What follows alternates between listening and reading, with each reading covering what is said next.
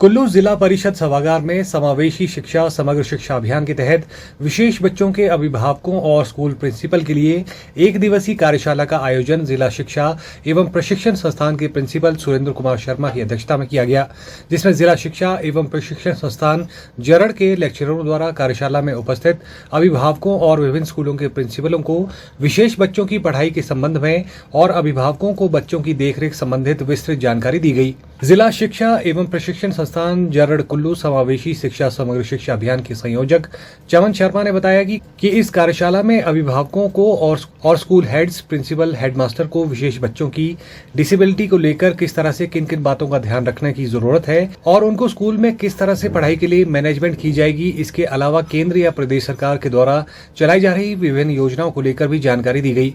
उन्होंने कहा कि विशेष बच्चों के अधिकारों को लेकर भी उन्हें जागरूक किया गया। उन्होंने कहा कि इसके अलावा अलग अलग प्लेटफॉर्म पर विशेष बच्चों के अभिभावकों की मीटिंग के माध्यम से सभी विशेष बच्चों के अभिभावकों द्वारा सरकार की योजनाओं की जानकारी दी जा रही है। उन्होंने कहा कि शिक्षा विभाग में 7 शिक्षा खंडों स्पेशल एजुकेटर के द्वारा 37 विशेष बच्चों की पढ़ाई को लेकर सहयोग किया जा रहा है ताकि उनको समाज की मुख्य धारा में शामिल किया जा सके।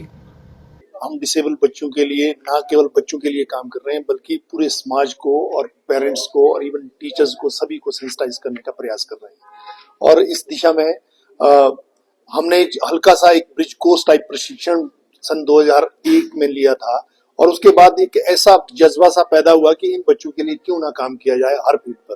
तो कई प्लेटफॉर्म पर काम करने का मौका मिला, टीचर से ट्रेनिंग के लिए या बच्चों के बीच में एग्जैक्टली क्लास में पढ़ाने का इनका अलग से तरीका रहता है, उसको भी वास्तव में करने का मौका मिला। और साथ में डाइट में कार्यरत हूँ, वहां पर बहुत सारे टीचर्स के साथ इस विषय में बातचीत करने का मौका मिलता है।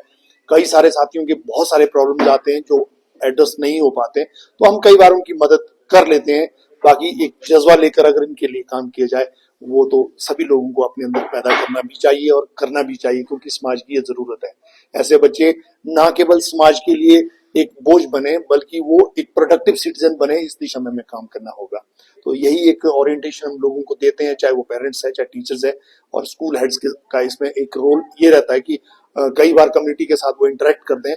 कम्युनिटी के साथ इंटरेक्शन के दौरान हर जगह ये बात अगर लोगों के साथ शेयर किया जाए तो लोग अपने आप आगे आते हैं और लोग अपने बच्चों की जो दिक्कतें हैं, प्रॉब्लम्स है, उनको बताते भी है और उस दिशा में आगे बढ़ते भी है।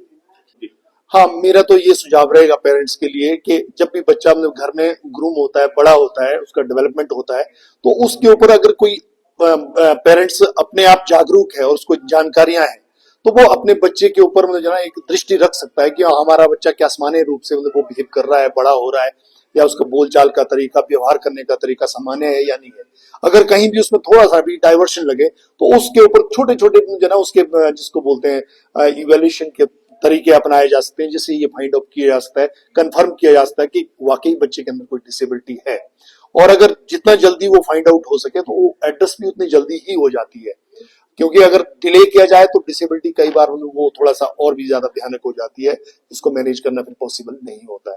तो इसलिए अर्ली डिटेक्शन बहुत महत्वपूर्ण है और ये चीजें पेरेंट्स खुद भी आइडेंटिफाई करें और साथ में टीचर्स को भी बताएं, ताकि टीचर्स भी, क्योंकि टीचर्स को ट्रेनिंग रहती है, वो उनकी असिस्टेंस कर सकते हैं कि वाकई बच्चे के अंदर कोई प्रॉब्लम है।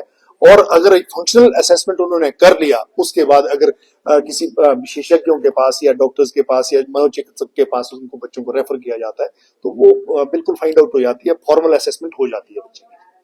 वहीं स्पेशल एजुकेटर एवं लेक्चर जिला शिक्षा एवं प्रशिक्षण संस्थान जरड़ कुल्लू शमशेर सिंह ने कहा कि शिक्षा विभाग के द्वारा विशेष बच्चों को समाज की मुख्य धारा में शामिल करने के लिए विशेष बच्चों के अभिभावकों, पूरे समाज और प्रिंसिपल और शिक्षकों को जागरूक करने का प्रयास किया जा रहा है। जी, ये जो कार्यशाला है, एक दिन का ओरिएंटेशन प्रोग्राम है, ये जो CWSN के पेरेंट्स होते हैं उनके लिए और जो नॉर्मल पेरेंट्स हैं बच्चों के उनके लिए, और कुछ स्कूल्स के हेड्स के लिए, प्रिंसिपल्स हैं, हेडमास्टर्स हैं, CHTs हैं, उनके लिए जो CWSN के बच्चे हैं उनके प्रति जागरूक करने के लिए, ये बताने के लिए कि ये जो डिसेबिलिटीज वगैरह हैं ये इनका कैसे बर्थ से पहले कैसे बचाव हो सकता है, अगर डिसेबिलिटी फिर भी आ ही गई है तो उसको कैसे इसको मैनेज किया जा सकता है, इन बच्चों के लिए क्या फैसिलिटीज जो हैं सरकार द्वारा, सेंट्रल गवर्नमेंट द्वारा या किसी प्रकार से जो फैसिलिटीज हैं बच्चों को दी जाती हैं, क्या क्या फैसिलिटीज हैं, इसके बारे में इनको जानकारी दी जा रही है। साथ ही इनके अधिकारों के प्रति इनको सचेत किया जा रहा है। एक RPWD एक्ट होता है जो इन्हीं बच्चों के लिए एक एक्ट बना हुआ है जो इनके अधिकारों का संरक्षण करता है और इनको उसकी जानकारी इन पेरेंट्स को नहीं होती है, माँ बाप को नहीं होती है, इवन हेड्स को भी नहीं होती है। तो इस प्रोग्राम इस तरह से चला है कि इनकी जानकारी इनको मिले। साथ ही जो पेरेंट्स नॉर्मल हैं और हेड्स तो नॉर्मल है या जो भी हैं, वो तो इनका दायरा बहुत बड़ा होता है, तो इन बातों की जानकारी की डिसेबिलिटीज क्या है, कैसे इनको कंट्रोल कर सकते हैं।